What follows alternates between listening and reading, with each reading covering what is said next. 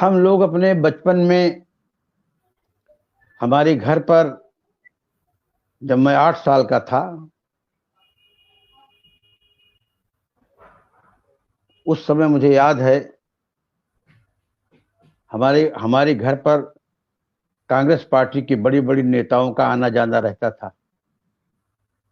बचपन में 1962 में मुझे जवाहरलाल नेहरू से मिलने का सौभाग्य मिला। हमारे पिताजी कांग्रेस पार्टी के नेता थे। स्वर्गीय श्री जयराम वर्मा जी उस समय कांग्रेस के अध्यक्ष थे। उनकी कृपा थी, मैं जवाहरलाल नेहरू से मिला। मेरे घर पर इंदिरा गांधी जी भी आई थी, लेकिन उस समय मैं समाजवादी युव जनसभा का कार्यकर्ता बन गया था और डॉक्टर लोहिया के विचारों से बहुत प्रभावित रहता था। जब इंदिरा जी मेरे घर पर आई, उस समय मैं पुलिस के द्वारा निरुद्ध कर दिया गया था। और जब आपातकाल आया तो मुझे याद है हम लोग जेल गए और आपातकाल में मुझे कई दिनों तक नींद नहीं आई। मैं यही सोचता था कि लोकतंत्र खत्म हो गया। हमारे यहाँ जयप्रकाश नारायण जी आने वाले थे। उसी के 3 ही दिन बाद ये आपातकाल की घोषणा हो गई। हम लोग गिरफ्तार हो गए, जेल चले गए। हमारे बाल पक गए, नींद ही नहीं आती थी। तो लोगों ने कहा कि पैरोल ले लीजिए, पैरोल मिल जाएगा। हमारे पिताजी हमसे जेल में मिलने के लिए गए, तो चूंकि हमारे पिताजी कांग्रेसी थे, उन्होंने कहा तुम लोगों को तो जेल में बड़ी सुविधा है। अंग्रेजों की जेल में तो खाना नहीं मिलता था, काम करना पड़ता था, मूंछ कूटनी पड़ती थी, सिलाई कढ़ाई का काम करना पड़ता था, और तुम लोग तो बैठ के पढ़ रहे हो। लेकिन स्वास्थ्य मेरा बड़ा खराब था। तो उन्होंने कहा बेटा जेल में मर जाना, लेकिन पैरोल मत लेना और ईमानदारी के साथ काम करना। जिस दल में हो उसमें पूरी निष्ठा और पूरे चरित्र के साथ रहना। हमारे यहाँ रामकृष्ण सिन्हा एमपी थे, हमारे पिताजी के शिष्य थे। हम लोग कचहरी में तारीख पर आए थे, तो उन्होंने कहा कि तुम एक कागज पर दस्तखत कर दो तो मैं तुम्हें माफी मांग लो, छोड़वा देंगे। तो मैंने उनसे कहा सिन्हा साहब, आप एमपी हैं, अगर हम मर जाएं और जला दिए जाएं तो हमारी राख भी कांग्रेस की ओर नहीं जाएगी। तो चूंकि डीएम साहब खड़े थे, सिन्हा साहब को बड़ा नागवार लगा। उन्होंने पिताजी से हमारी शिकायत की कि मैंने आपके लड़के से सहूलियत के लिए कहा, तो उसने इस तरह से कहा। तो मेरे पिताजी ने कहा सिन्हा जी, अगर मेरा लड़का माफी पर दस्तखत कर देता तो मैं समझ लेता ये मेरी सही औलाद नहीं है। हम तो मर जाना कबूल करते हैं, लेकिन माफी नामे पर दस्तखत करना कबूल नहीं करते। ये हमारे पिताजी का चरित्र था जो हमें मिला, और उसका हमने बाखूबी पालन किया। उससे मैं कभी मुड़ा नहीं और कभी झुका नहीं। बड़ी बड़ी राजनीतिक जीवन में लालचें आई, बड़े बड़े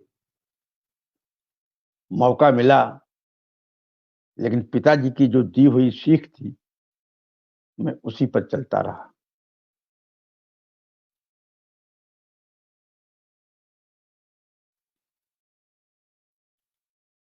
आपने तो पूरे क्षण को भावुक बना दिया।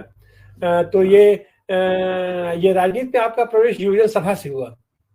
समाजवादी युव जनसभा का जी। मैं समाजवादी युव जनसभा का इसके बाद प्रदेश का मंत्री बना। हम थे, हमारे साथ भाई राजेंद्र चौधरी जी, जो इस समय समाजवादी पार्टी के राष्ट्रीय प्रवक्ता हैं। जी। वो भी विधानसभा के प्रदेश के मंत्री थे। हम लोग एक साथ थे। आपातकाल के बाद जब छूटे हम लोग, तो हम लोगों के ऊपर चौधरी चरण सिंह जी की, राजनारायण जी की, मजलिमई जी की, इन लोगों की बड़ी कृपा रहती थी। कृपा इसलिए रहती थी कि हम लोग संघर्षरत रहते थे, बढ़िया बोलते थे, लिखते पढ़ते थे, जिनकी कृपा के पात्र रहते थे। और 1977 में जब जनता पार्टी की सरकार बनी, तो उस समय मुझे कटेरी विधानसभा से टिकट मिला था। लेकिन चंद्रशेखर जी ने, चूंकि हम लोग लोकदल से, संयुक्त सोशलिस्ट पार्टी से होते हुए लोकदल में थे और जनता पार्टी बन गई थी, तो हमारे टिकट को चंद्रशेखर जी ने काट दिया था। राष्ट्रीय अध्यक्ष थे। हमारे यहाँ से स्वर्गीय श्री रविन्द्रनाथ तिवारी जी को टिकट दिया गया। वो इमरजेंसी में जेल नहीं गए थे। लेकिन जब टिकट मिल गया, हमने भी पर्चा फाइल। चंद्रशेखर जी ने मुझसे पूछा, बताओ क्या करोगे? हमने कहा, हम पार्टी के सिपाही हैं, अपना नाम विड्रा करके रविन्द्रनाथ तिवारी का समर्थन करेंगे, आगे आप देखिएगा। जब मैंने इस तरह से कहा तो बड़ी प्रभावित हुई। और अयोध्या विधानसभा उस समय 74 में जब चुनाव हुआ था, तो हमारे साथी श्रीराम द्विवेदी जी लड़े थे, जो 80 वोट से चुनाव हार गए थे। जनसंघ जीत गई थी, तो ये सीट जनसंघ की मानी गई। लेकिन आपातकाल में हम लोगों ने इतना काम किया था, पर्चा बांटने से लेकर के संदेश वाहक के रूप में, लोगों को जागृत करने के रूप में, कि राष्ट्रीय स्वयंसेवक संघ के उस समय कुछ लोग हम लोगों से बड़ी प्रभावित हुई। और जब टिकट का सवाल आया अयोध्या विधानसभा का, तो यहाँ के जो विधायक थे स्वर्गीय वेद प्रकाश अग्रवाल जी, उनका स्वर्गवास हो गया। तो अयोध्या के जनता पार्टी के तमाम कार्यकर्ताओं ने एक स्वर से कहा, यहाँ जयशंकर पांडे जी को लड़ाया जाए।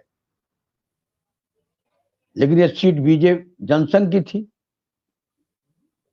तो जब राष्ट्रीय जनता पार्टी के राष्ट्रीय कार्यकारिणी की बैठक हुई, तो हमारे पक्ष में चौधरी चरण सिंह जी थे, राजनारायण जी थे, यहां तक कि अटल बिहारी वाजपेयी जी भी थे। क्योंकि मेरे विद्यार्थी काल में ग्वालियर में एक ऑल इंडिया डिबेट हुआ था, उसमें मुझे प्रथम पुरस्कार वाजपेयी जी के हाथ से मिला था। तो उन लोगों ने तय किया कि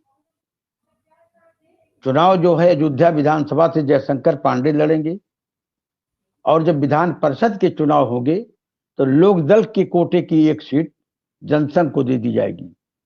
तब श्री मधुबन सिंह जी, जो जनसंघ पार्टी के थे, राष्ट्रीय स्वयंसेवक संघ के कार्यवाह रहे फैजाबाद जिले के, उनको विधान परिषद की सीट दी गई।